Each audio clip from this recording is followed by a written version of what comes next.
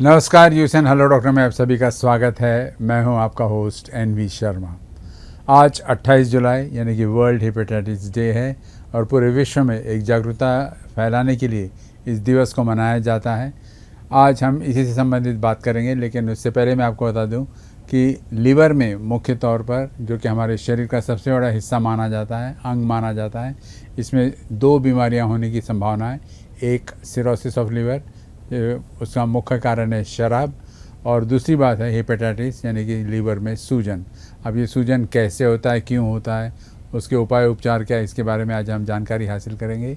और इसलिए आज हमने शहर के मशहूर गैस्ट्रोएंटेरोलॉजिस्ट डॉक्टर प्रतीक पडोले को यहाँ पर हमने आमंत्रित किया है और इनसे हम जानेंगे कि हेपेटाइटिस क्या है और उसका उपाय उपचार क्या है।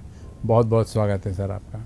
Thank you sir. सर, इससे पहले कि मैं हेपेटाइटिस पे सीधा जंप करूँ, मैं चाहता हूँ कि आप लीवर क्या है ये पहले बताएं और लीवर के फंक्शंस क्या है। जी सर, लिवर वैसे बताया जाए तो लिवर हमारे बॉडी का लार्जेस्ट सॉलिड ऑर्गन है जो हमारे पेट के ऊपरी और राइट हिस्से में स्थित है। लिवर के आज तक के नोन फंक्शंस करीबन 500 फंक्शंस है, जिसमें कि मेन फंक्शंस उसके प्रोडक्शन ऑफ प्रोटीन्स, इम्यूनोग्लोबुलिन्स यानी हमारी इम्यूनिटी का ख्याल लिवर रखता है। दूसरा मेन फंक्शन होता है टॉक्सिन को हम डिग्रेड कैसे करते हैं या डिटॉक्सिफाई कैसे करते हैं शरीर में, तो वो काम मेन लिवर करता है। और तीसरा मेन ग्रुप ऑफ फंक्शंस है इसका डाइजेस्टिव फंक्शन, जिसमें डाइजेशन होने के लिए जो भी इम्पोर्टेंट जूसेस, एसिड्स, बाइल जो लगता है, उन सब का प्रोडक्शन हमारा ये लिवर करता है। ये लिवर बहुत इम्पोर्टेंट ऑर्गन है। जैसे इनके फंक्शन से हमें समझ में आता है कि बहुत इम्पोर्टेंट ऑर्गन है। इनफैक्ट जिसका जिक्र जिगर करके किया गया है। बहुत लोगों की ऐसी धारणा है कि जिगर मतलब हार्ट, और हार्ट को बहुत ज़्यादा इम्पोर्टेंस जिगर का टुकड़ा है। जी। जो जिगर का टुकड़ा, जो इम्पोर्टेंस हमारे पूर्वजों ने जिगर को दिया है, वो इम्पोर्टेंस आज हम भूल गए हैं। लेकिन जब हम बोलते कि हमारे जिगर का टुकड़ा है, इसका मतलब हमारे बॉडी के सबसे इम्पोर्टेंट ऑर्गन का टुकड़ा ऐसा बोला गया है। तो वो जिगर हार्ट नहीं, लेकिन हमारा लिवर है। क्योंकि हमारा लिवर हमारे बॉडी के होम्योस्टेसिस, मतलब बॉडी की जो प्रक्रिया सुचालित रहे, इसका ख्याल रखने वाला ऑर्गन है लिवर। जी। तो लिवर में कभी कभी सूजन आता है और कहते हैं कि that is called as hepatitis, और वर्ल्ड हेपेटाइटिस डे की थीम है इट्स टाइम फॉर एक्शन। तो ये टाइम फॉर एक्शन क्यों ये फ्रेज कॉइन हुआ है? जी सर, हेपेटाइटिस, वैसे लिवर बहुत कॉम्प्लिकेटेड ऑर्गन है, बहुत सारे काम कर रहा है, तो लिवर को परेशान करने वाले चीज़ें भी शरीर में बहुत सारी है। लिवर एक ऐसा ऑर्गन है कि जो झेलता है, basically it's a very resistant organ. उस पर कई सारे ईजा यानी इंजुरी होते रही, उसके बाद वो खुद को रिकवर या रीजनरेट करता है। ये आपने सुना भी होगा कि liver has its regenerative power. लेकिन क्योंकि लिवर इतना काम करते रहता है, तो बहुत सारे शरीर के टॉक्सिन इवेंचुअली जाके लिवर पे ही आते हैं। तो टॉक्सिन एक्सपोजर लिवर को बहुत ज़्यादा होता है। अब यदि ये टॉक्सिन या तो ज़्यादा मात्रा में आ जाए, या तो बहुत फास्ट एक्ट करने वाले या तो डैमेजिंग टॉक्सिन्स अगर लिवर तक पहुंचते हैं, तो वो लिवर को इंजुरी करते हैं। जब भी लिवर को इंजुरी होती है, तो कुछ मात्रा में लिवर में सूजन होती है, इन्फ्लेमेशन, कि अगर ये एक फॉरेन ऑब्जेक्ट या फॉरेन माइक्रो ऑर्गेनिज्म या फॉरेन टॉक्सिन जो बॉडी के लिए फॉरेन है, लेकिन लिवर को उसको डिटॉक्सिफाई करना या न्यूट्रलाइज करना है, तो उसके लिए लिवर में बहुत सारे इन्फ्लेमेटरी सेल्स आ जाते हैं और सूजन बढ़ जाती है। इसी सूजन को हम हेपेटाइटिस कहते हैं। तो अगर कोई भी एजेंट जो लिवर को डैमेज करना चाह रहा है या लिवर तक पहुंचता है और डैमेज करता है, उसका फर्स्ट रिएक्शन होता है कि उसको न्यूट्रलाइज किया जाए, और उस न्यूट्रलाइज करते समय लिवर में सूजन आती है। इसी सूजन को हम हेपेटाइटिस कहते हैं। जी। तो हेपेटाइटिस जैसे हमने समझा कि बहुत सारे कारणों के वजह से हो सकता है। जैसे हमने पहले बात करी है अल्कोहल के बारे में। अगर अल्कोहल ज़्यादा मात्रा में शरीर में जाता है, वो इवेंचुअली लिवर में ही जाएगा, और लिवर में अगर वो सूजन करता है तो उसे अल्कोहलिक हेपेटाइटिस कहते हैं। उसी तरह से कुछ वायरसेस होते हैं जो लिवर को अफेक्ट करते हैं, और अगर ये वायरस लिवर में जाके सूजन करते हैं तो उसे हम वायरल हेपेटाइटिस कहते हैं। और इसी उपलक्ष्य में वर्ल्ड हेल्थ ऑर्गेनाइजेशन यानी कि WHO ने 28 जुलाई को वर्ल्ड हेपेटाइटिस डे करके ऑब्ज़र्व किया है, जिससे कि इस ज़रिए से हम पूरे जग में इसका प्रमोशन कर सके या फिर इसकी जागरूकता बढ़ा सके कि ये हेपेटाइटिस होता क्या है। और मेनली इस पे फोकस किया जाता है वायरल हेपेटाइटिस पे। साथ साथ में एक और फैक्टर भी हो सकता है जो बहुत खतरनाक है, वो है ऑटो इम्यून सिस्टम। ये क्या होता है? सर, ऑटो इम्यून सिस्टम के बारे में हम ये समझते हैं अगले 1 मिनट में। जैसे कि हमारे शरीर में एक इम्यून सिस्टम होता है जो कोई भी फॉरेन ऑब्जेक्ट या फिर टॉक्सिक ऑब्जेक्ट हमारे शरीर में हमारे श्वास नलिका से, हमारे अन्न नलिका से या हमारे रक्त नलिकाओं से अगर हमारे शरीर में जाता है तो ये शरीर में प्रोसेस होता है कि ये हमारे शरीर का नेटिव ऑब्जेक्ट नहीं है और ये बाहर से आया है। इसको जल्दी से जल्दी डिटॉक्सिफाई करना पड़ेगा और इसको शरीर से बाहर निकालना पड़ेगा। तो फर्स्ट लाइन ऑफ डिफेंस शरीर का होता है इम्यूनिटी। ये इम्यूनिटी के कंपोनेंट्स बहुत सारे होते हैं, जैसे कि कुछ सेल्स है और कुछ ऑर्गन्स जैसे कि लिवर। जब ये इम्यूनिटी एक्सटर्नल फैक्टर्स के अगेंस्ट काम करती रहती है तो ये अपने शरीर के लिए फ़ायदेमंद होती है। पर कभी कभार डिसीज़ के कारण या फिर कुछ अंदरूनी चेंजेस के कारण ये इम्यूनिटी जब हमारे शरीर के खुद के ऑर्गन्स या खुद के सेल्स के अगेंस्ट काम करना शुरू कर देती है, उसे हम ऑटो इम्यूनिटी कहते हैं। जी, मतलब it is a case of the fence eating the garden. It is quite like that because the fence was meant to protect the garden from something the else. fence itself is eating. Now the fence has started eating the garden. हाँ, तो उस समय हमारे internal organs को mild damage शुरू हो जाता है और इसे हम ऑटो इम्यूनिटी कहते हैं। जी, जेनेटिक डिसऑर्डर्स भी होते हैं सर? सर, जेनेटिक डिसऑर्डर्स भी होते हैं। जेनेटिक्स बेसिकली डिटरमाइन करता है कि आपको कौन सी बीमारी कितने रूप में होगी या नहीं, कितना प्रभाव उसका होगा आपके शरीर में। तो ऑटो इम्यूनिटी में भी एक जेनेटिक कंपोनेंट होता है। ऐसा नहीं कि सिर्फ ये जेनेटिक कारणों के वजह से ही हुआ है, कई अन्य कारण, कई एनवायरमेंटल कारण हम जिसे कहते हैं वो भी होते हैं। पर जेनेटिक्स एक बहुत बड़ा भाग है जो डिटरमाइन करेगा कि उस व्यक्ति को कितनी बीमारी का कितना प्रभाव होगा या फिर उस व्यक्ति को ये बीमारी होगी या नहीं होगी। तो अगर जेनेटिकली कुछ गड़बड़ हो गई है तो जाहिर बात है कि हमारे खुद के ही बॉडी के इम्यून सेल्स हमारी बॉडी के अगेंस्ट एक्ट करेंगे। तो एक जेनेटिक कंपोनेंट ज़रूर होता है इस ऑटो इम्यूनिटी और इन जनरल हेपेटाइटिस में भी। जी, आपने कहा कि मेन जो कॉज है अटैक का है लिवर पर वो है वायरसेस। कितने वायरसेस होते हैं और वो क्या एक्शन करता है, किस किस्म का एक्शन होता है? जी सर, जैसे मैंने कहा कि world hepatitis day viral hepatitis के बारे में जागरूकता बढ़ाने के लिए WHO ने जाहिर किया है। वायरल हेपेटाइटिस मतलब कौन से वायरस है जो अपने लिवर में सूजन करते हैं। तो जनरली इनको एक अल्फ़ाबेटिकल नाम दिए गए हैं। हम में से बहुत लोगों ने सुना होगा hepatitis A virus, hepatitis B virus, hepatitis C virus, D virus और E वायरस। ये बहुत कॉमन हेपेटाइटिस वायरस है जो लिवर में सूजन करते हैं। इसके अलावा जो अनकॉमन वायरसेस है उसमें हेपेटाइटिस G वायरस का शामिल है। कुछ अन्य वायरस जैसे adeno virus, Coxsackie virus, yellow fever virus, कुछ मात्रा में डेंगू का वायरस भी लिवर में सूजन करता है। तो बट मेन वायरसेस जो लिवर को अफेक्ट करते हैं वो है हेपेटाइटिस A to E। ये वायरसेस लिवर को अफेक्ट करते हैं। क्या फ़र्क है sir A, B, C, D और E में? मतलब whether it is acute, chronic, किस किस्म का होता है? जो पेशेंट्स हमारे पास आते हैं या फिर क्या सिम्टम्स लेके आते हैं, उसका क्लिनिकल फीचर क्या है, तो मेन डिस्टिंक्शन इन दोनों वायरसेस के बीच में एक्यूट और क्रोनिक का है। एक्यूट का अर्थ है कि वो वायरस लिवर को अफेक्ट करेगा, सूजन करेगा और कुछ दिनों, हफ्तों या महीनों में वो बॉडी से क्लियर हो जाएगा और उस समय की सूजन उस समय तक ही सीमित रहेगी। इसे हम कहते हैं कि एक्यूट। इसका मतलब वो एक तरीके से क्योर हो जाता है बॉडी से। ये सिम्टम्स हफ्तों से लेकर महीने तक चलते हैं बॉडी इस पे एक्ट करती है और कुछ वायरसेस बॉडी से निकल जाते हैं। इसके ही विपरीत क्रॉनिक वायरसेस जो होते हैं वो बॉडी में इन्फेक्शन होने के बाद क्रॉनिकली बॉडी में रहते हैं और बॉडी की जो इम्यून पावर है या फिर लिवर की जो इम्यून पावर है वो सक्षम नहीं होती है इसको या तो डिटॉक्सिफाई या तो न्यूट्रलाइज या फिर शरीर से बाहर निकालने में ये सक्षम नहीं होती है।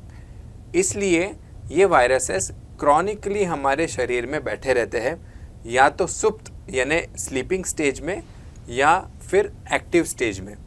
तो ये दो डिस्टिंक्शंस में अक्यूट वायरल हेपेटाइटिस करने वाले दो मेन वायरसेस है, हेपेटाइटिस ए वायरस और hepatitis E virus. First and last viruses would predominantly cause acute viral hepatitis. अच्छा, ऑटोमेटिक हील भी हो जाता अपने आप विदाउट मेडिसिन वगैरह? In most of the cases मैं कहूँगा कि 10 में से 9 cases body will take care of itself, कि बॉडी अगर वायरस एनकाउंटर करती है तो लिवर उसमें काम करके थोड़ा सा सूजन होगा और वो डिटॉक्सिफाई या नलीफाई हो जाता है हेपेटाइटिस ए वायरस और ई वायरस। इसके विपरीत जो क्रॉनिक इन्फेक्शन के वायरसेस होते हैं जैसे मेनली हेपेटाइटिस बी वायरस और हेपेटाइटिस सी वायरस, ये हमारे बॉडी में हमारे लिवर में एक क्रॉनिक इन्फेक्शन करते हैं और हमारी बॉडी इसे निकालने में सक्षम नहीं होती है, इसलिए वो क्रॉनिकली हमारे बॉडी में बैठे रहते हैं। जी, ये जो डिफरेंट टाइप के वायरसेस बताए सर आपने, ए से लेकर ई तक और कुछ और अदर वायरसेस, तो इसको LFT यानी लिवर फंक्शन टेस्ट से इसको डिटेक्ट किया जा सकता है?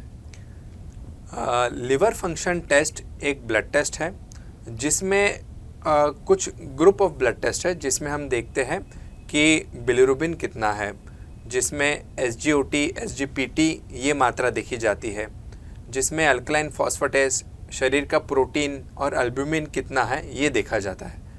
लिवर फंक्शन टेस्ट एक ज़रिया है, एक वन टाइम स्नैपशॉट है लिवर के फंक्शंस का, बट ये ना एक्सक्लूसिव है और ना एग्जॉस्टिव है, एक ब्रॉड जी। जब एक क्लिनिशियन एक पेशेंट को इवैल्यूएट करता है, सबसे पहले वो उसकी हिस्ट्री लेता है, उसका डेमोग्राफिक पिक्चर लेता है, उसके बाद उसका एग्जामिनेशन करता है और देखता है कि उसमें क्या चेंजेस आए हैं बॉडी में, और उस जैसे वो जज करता है उस हिसाब से उसको कुछ ब्लड टेस्ट एडवाइस करता है। उन ब्लड टेस्ट में लिवर फंक्शन टेस्ट का एक इम्पॉर्टेंट रोल है, बट लिवर फंक्शन टेस्ट का एक रोल साथ में देखा जाएगा, मतलब उसकी हिस्ट्री भी उतनी इम्पॉर्टेंट है, उसका एग्जामिनेशन इतना इम्पॉर्टेंट है, और उस कॉन्टेक्स्ट में हम लिवर फंक्शन टेस्ट कैसे उसको इंटरप्रेट किया जाए ये देखा जाएगा। सिर्फ लिवर फंक्शन टेस्ट के बेसिस पे कोई बीमारी का डायग्नोसिस नहीं होगा, बट लिवर फंक्शन टेस्ट ज़रूर ये बताएगा कि वो बीमारी का कितना स्तर है, वो बीमारी अभी एक्यूटली चल रही है या क्रॉनिकली चल रही है, या बीमारी कितनी सीरियस है या माइल्ड है। ये ज़रूर वो लिवर फंक्शन टेस्ट से हमें पता चलता है। लिवर फंक्शन टेस्ट के साथ ही कुछ एंसिलरी टेस्ट होती है जिसका उपयोग या जिसकी हेल्प हम लेते हैं, जिससे हमें एक टोटल क्लिनिकल पिक्चर हमें जब पता चलता है उसके बाद ही वो पेशेंट का डायग्नोसिस होता है। जी सर, बी और सी को सबसे डेंजरस माना गया है, क्या कारण है उसको डेंजरस माना गया? क्या उसके लिए कोई क्योर है या ट्रीटमेंट है? किस किस्म का एक मेथोडोलॉजी फॉलो करते हैं आप लोग? सर, जैसे हमने समझा कि हेपेटाइटिस बी वायरस और हेपेटाइटिस सी वायरस ये क्रॉनिक वायरसेस है, और क्रॉनिक है इसलिए इससे हमें चिंता है क्योंकि हमारे शरीर से ये पूरी तरीके से निकलने में पूरी तरीके से नहीं निकले जाते हैं। तो हेपेटाइटिस बी वायरस बेसिकली और सी वायरस, इसको देखने का ज़रिया ऐसा होता है कि ये ब्लड टेस्ट में हमें पता चलता है कि हेपेटाइटिस बी वायरस या सी वायरस पॉजिटिव है या नहीं। ये लिवर में जनरली स्लीपिंग स्टेज में पाए जाते हैं, मतलब they are present in the liver but they are dormant, they are not affecting और डैमेजिंग द लिवर, बट बीच बीच में इनके स्पर्ट्स, जिसे हम फ्लेयर कहते हैं, डिसीज़ का फ्लेयर आता है जिसमें उनकी मात्रा बढ़ जाती है शरीर में और लिवर में, और लिवर उसको ख़त्म करने के लिए सूजन बढ़ाता है खुद की, जिसे हम हेपेटाइटिस के फ्लेयर कहते हैं। इस दौरान इस बीमारी में सिम्टम्स आते हैं, जब वो डॉर्मेंट रहता है तो जनरली कोई सिम्टम्स नहीं रहते हैं, लेकिन जब हमारा शरीर उसको दबाने की कोशिश करता है और वायरस हमारे शरीर के साथ फाइट करता है, उसे हम फ्लेयर कहते हैं, और इस फ्लेयर में कुछ सिम्टम्स आते हैं। अब आपका सवाल सर ये है कि ये खतरनाक क्यों माने जाते हैं? क्योंकि ये वायरसेस क्रॉनिक है, शरीर और वायरस की जंग चल रही है शरीर में। ये वायरसेस क्रॉनिकली लिवर को धीरे धीरे डैमेज करते रहते हैं, और एक समय ऐसा आता है कि ये डैमेज इरिवर्सिबल स्टेज में चले जाता है, और उस समय लिवर काफ़ी फाइब्रोटिक मतलब सिकुड़ जाता है और टाइट हो जाता है। इस समय लिवर अपने काम पूरे तरीके से नहीं कर पाता है, और वो टाइट होने के वजह से धीरे धीरे लिवर सिरोसिस के तरफ बढ़ता रहता है। लिवर सिरोसिस का मतलब ये है कि बार बार डैमेज होने के वजह से, जैसे हमें कभी चोट लग जाती है तो उसे हील करने के समय स्कार टिश्यू फॉर्म होता है, उसी तरीके से जब लिवर में चोट होती है तो स्कार टिश्यू फॉर्म होता है और लिवर सिरोटिक हो जाता है। मतलब निशाने आ जाते हैं। निशान आ जाते हैं, लिवर टाइट होना शुरू होता है। इसके वजह से कुछ कॉम्प्लिकेशन शरीर में आ सकते हैं, जैसे क्योंकि लिवर का काम पूरी तरीके से नहीं हो पा रहा है तो पेट में पानी होना, पैरों में सूजन आना, खून की उल्टी होना, ये पाया जाता है लिवर सिरोसिस के पेशेंट्स में। और ये लिवर सिरोसिस में आगे जाके लिवर कैंसर होने की संभावना बहुत स्ट्रॉन्ग होती है, बहुत स्ट्रॉन्ग पॉसिबिलिटी होती है कि लिवर सिरोसिस में लिवर कैंसर हो जाए। इसीलिए ये वायरसेस थोड़े खतरनाक है। जी, सिम्टम्स की बात करें सर, तो आपने सिरोसिस की तो बात की है अपने सिम्टम्स, लेकिन हेपेटाइटिस के क्या सिम्टम्स होते हैं? सर, जो एक्यूट हेपेटाइटिस होता है जनरली उनके सिम्टम्स शुरू होते हैं नौशिया मतलब उल्टी जैसा लगना, पेट में दर्द रहना, भूख कम होना, बुखार, जनरलाइज्ड बॉडी एक, जोड़ों में दर्द रहना। धीरे धीरे आगे के सिम्टम्स जैसे बढ़ते हैं तो उल्टी होना, पेट में दर्द बढ़ना, और ग्रेजुअली पीलिया मतलब जॉन्डिस होना। ये मेन सिम्टम्स होते हैं एक हेपेटाइटिस सिंड्रोम के। अगर ये हेपेटाइटिस वायरस से हो रहा है तो ये वायरल हेपेटाइटिस होगा, अगर ये अल्कोहल से हो रहा है तो ये अल्कोहलिक हेपेटाइटिस होगा। लेकिन इन जनरल जब लिवर पे सूजन बढ़ती है तो शुरुआत भूख कम लगने से, उल्टी होने से, पेट में दर्द और धीरे धीरे पीलिया बढ़ने से होती है। अगर ये सिम्टम्स कुछ वीक्स रह के कुछ वीक्स के बाद ये निकल जाते हैं तो ये एक्यूट हेपेटाइटिस हुआ।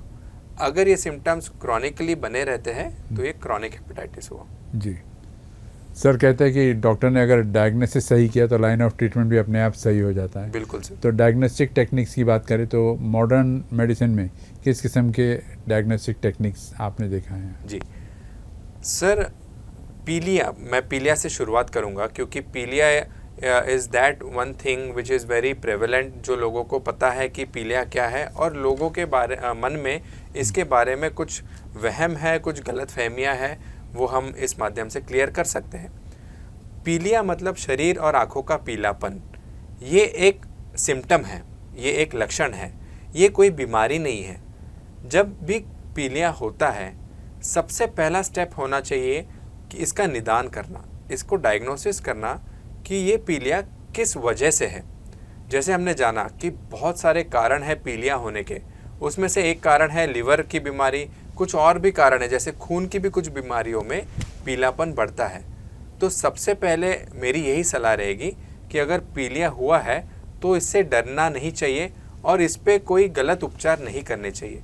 सबसे पहले इसको दिखवाने के लिए किसी भी स्पेशलिस्ट से आपको मिलना चाहिए और इसका निदान करना चाहिए कि पीलिया हेपेटाइटिस के वजह से है, लिवर सिरोसिस के वजह से है, वायरस के वजह से है या अल्कोहल के वजह से है। इनफैक्ट कुछ दवाइयाँ, कुछ देसी दवाइयाँ और कुछ एलोपैथिक दवाइयाँ भी लिवर में सूजन करती हैं जिससे पीलिया हो सकता है। तो सबसे पहला इवैल्यूएशन रहना चाहिए एक क्लिनिशियन से मिलने का। एक क्लिनिशियन बताएगा कि ये पीलिया का क्या कारण है। उसमें जैसे मैंने बताया एक हिस्ट्री और एग्जामिनेशन होगा और कुछ ब्लड टेस्ट का सहारा लिया जाएगा। इन ब्लड टेस्ट में एक कंप्लीट हीमोग्राम जिसमें हम आपका हीमोग्लोबिन, प्लेटलेट काउंट और आपकी WBC काउंट देखते हैं, वो देखा जाएगा।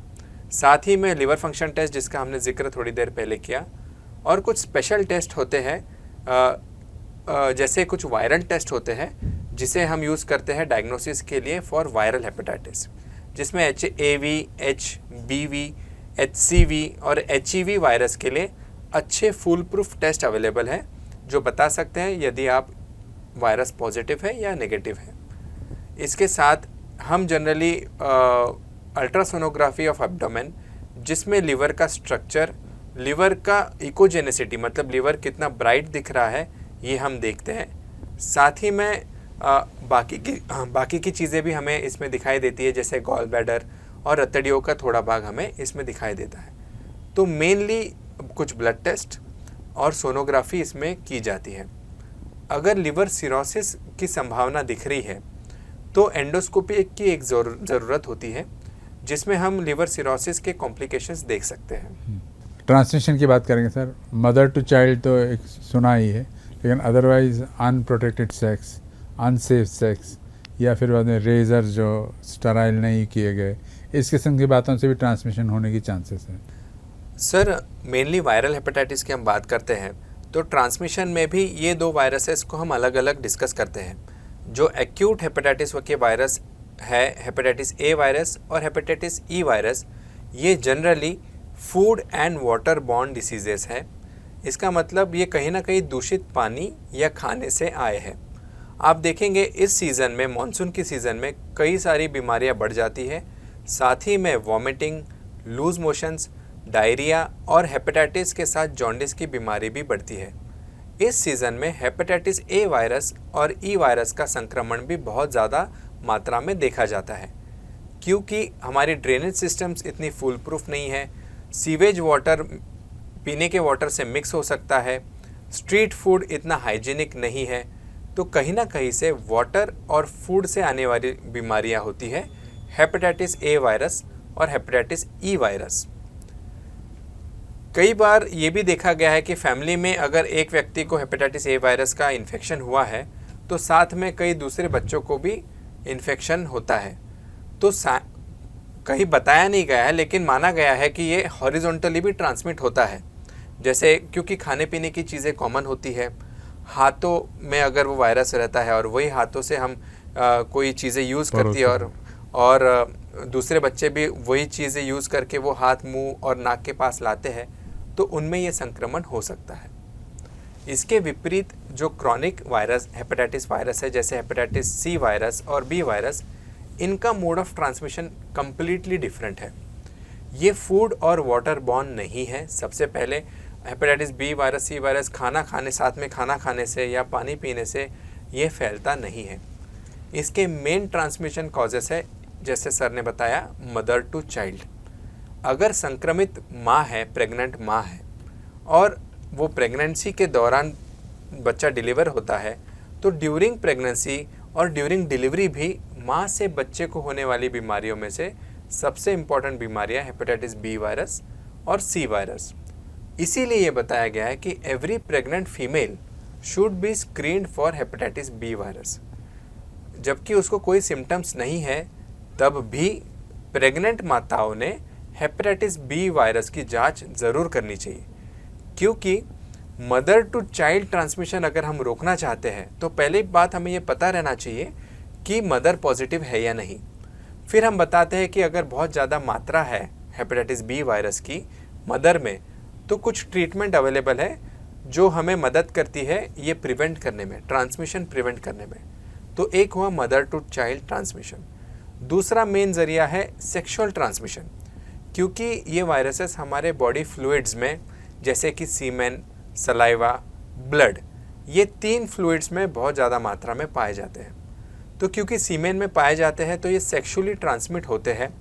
सेक्सुअल ट्रांसमिशन में बेसिकली अनप्रोटेक्टेड सेक्स में अगर एक इन्फेक्टेड पार्टनर है तो वो अपने पार्टनर को ये ट्रांसमिट कर सकता है।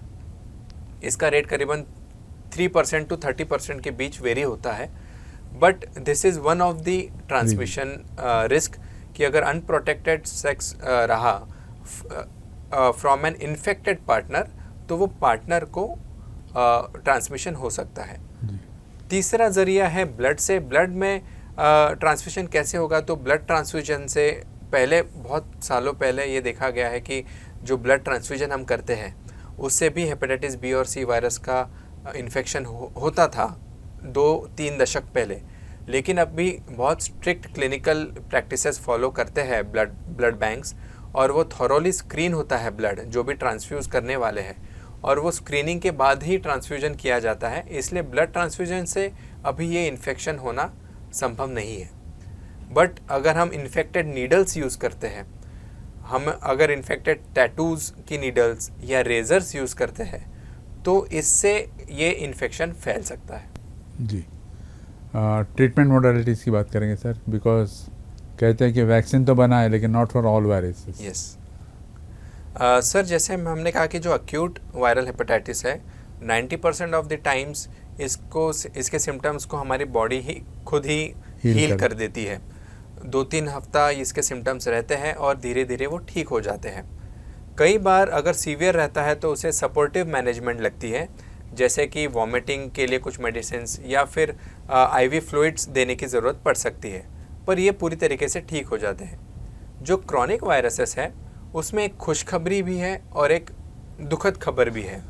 तो पहले खुशखबरी हम बताते हैं कि क्रॉनिक हेपेटाइटिस सी वायरस, जो कि पहले काफ़ी डेडली वायरस हुआ करता था, कई सालों से, पिछले 7-8 सालों से उसके अगेंस्ट कई सारी कारगर ओरल मेडिकेशंस अवेलेबल हैं, जिसकी एफिकेसी करीबन 95% to 98% है। ये ओरल मेडिकेशंस हेपेटाइटिस सी के अगेंस्ट करीबन 3 महीने से 6 महीने तक की ली जानी चाहिए, और किस प्रकार का हेपेटाइटिस सी वायरस है उस हिसाब से इसकी ट्रीटमेंट करी जाती है। लेकिन ये बहुत अच्छी खबर है, क्योंकि जैसे हम डायबिटीज़ बीपी की गोलियां लेते हैं, उसी तरीके से 3 से 6 महीने तक हेपेटाइटिस सी वायरस के अगेंस्ट ये गोलियां ली जाती हैं, और ये हेपेटाइटिस सी वायरस के अगेंस्ट ऑलमोस्ट 100% कारगर है। अभी बढ़ते हैं दुखद खबर की तरफ। हेपेटाइटिस बी वायरस के अगेंस्ट अभी तक कोई इतनी इफ़ेक्टिव मेडिसिन नहीं पाई गई है। हेपेटाइटिस बी वायरस के अगेंस्ट जो ओरल मेडिसिन करंटली अवेलेबल है, वो वायरस का संक्रमण कम कर देती है, शरीर में वायरस की मात्रा भी कम कर देती है, और कुछ एक कॉम्प्लिकेशन से बचाती भी है। लेकिन ये दवाइयाँ फुल प्रूफ कारगर नहीं है। इसका मतलब ये शरीर से हेपेटाइटिस वायरस को बाहर नहीं निकाल सकती, मतलब क्यूरेबल नहीं है, क्यूरेबल नहीं है, कंट्रोल कर सकते हैं। जी सर, जी, करेक्ट शब्द यही है कि हेपेटाइटिस बी वायरस क्योर तो नहीं हो सकता है, लेकिन कंट्रोल ज़रूर हो सकता है। जी, डाइट प्लान की बात करेंगे सर, क्या किस किस्म का डाइट होनी चाहिए उस पेशेंट हेपेटाइटिस के लिए? सर, ट्रीटमेंट के साथ आपने वैक्सीनेशन का जिक्र किया, तो 2 शब्द मैं वैक्सीनेशन पे बात करना चाहूँगा। मेरी ये पब्लिक से बहुत मेरा ये आग्रह है कि ये हेपेटाइटिस बी वैक्सीनेशन अभी नेशनल इम्यूनाइजेशन प्रोग्राम में इंक्लूडेड है। आप सब लोग कृपा करके सारे वैक्सीन्स अपने बच्चे को लगाइए, क्योंकि ये बहुत इफ़ेक्टिव वैक्सीन है। हेपेटाइटिस बी की वैक्सीन के बाद इट इज़ रेयरली फाउंड कि कोई हेपेटाइटिस बी का इन्फेक्शन होता है। एक बार वैक्सीनेशन का कोर्स पूरा करने के बाद, इसका मतलब 3 इंजेक्शन पूरे लेने के बाद, it is almost guaranteed that आगे जाके हेपेटाइटिस बी का इन्फेक्शन नहीं होगा। इसी के साथ हेपेटाइटिस ए वायरस की भी वैक्सीन अवेलेबल है, जो कि कॉम्बिनेशन में भी अवेलेबल है, हेपेटाइटिस बी के वैक्सीन के साथ भी अवेलेबल है, और वो भी अच्छा खासा प्रोटेक्शन हेपेटाइटिस ए के अगेंस्ट देती है। वायरसेस को एग्जिस्ट करते हैं? नहीं सर, जनरली ये वायरसेस को एग्जिस्ट नहीं करते हैं, लेकिन ये इतने फ्रीक्वेंट है कि एक ही व्यक्ति में दोनों वायरस का इन्फेक्शन हो सकता है। तो वैक्सीनेशन से हेपेटाइटिस बी से वायरस से बचा जा सकता है, और हेपेटाइटिस ए वायरस से भी बचा जा सकता है। तो वैक्सीनेशन इन दोनों वायरस के अगेंस्ट ज़रूर करा लेना चाहिए। जी, डाइट प्लान की बात करेंगे सर। हेपेटाइटिस, जब एक्यूट हेपेटाइटिस होता है तो वैसे ही नौशिया, वॉमिटिंग और पेट में दर्द होता है। डाइट के विषय में भी लोगों में बहुत सारे गलत फहमियाँ हैं कि अगर पीलिया हो गया है तो हम हल्दी बंद कर देते हैं, तेल बंद कर देते हैं, कुछ एक स्पेसिफिक डाइट लोग खुद से ही अपना डाइट कम कर देते हैं, और बहुत ही सॉफ्ट डाइट पे चले जाते हैं।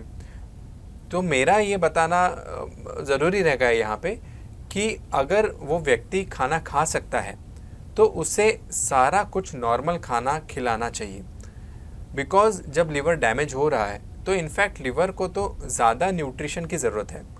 We actually advised 1.5 times the normal diet. अच्छा। अगर वो व्यक्ति खाना खा सकता है उतना, तो उसने ज़रूर ये 1.5 गुना ज़्यादा प्रोटीन, 1.5 गुना ज़्यादा कार्बोहाइड्रेट की उसको ज़रूरत है। तो इसमें हल्दी, तेल, नमक, मसाले का कोई स्पेसिफिक रिस्ट्रिक्शन नहीं होता है।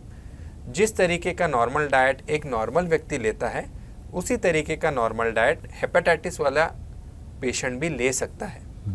पर उसको अगर नौशिया, वॉमिटिंग ज़्यादा है, तो हम एडवाइस करते हैं कि बहुत हैवी मील्स, यानी बहुत फ्राइड फूड या बटर, घी की चीज़ें हम अवॉइड करते हैं।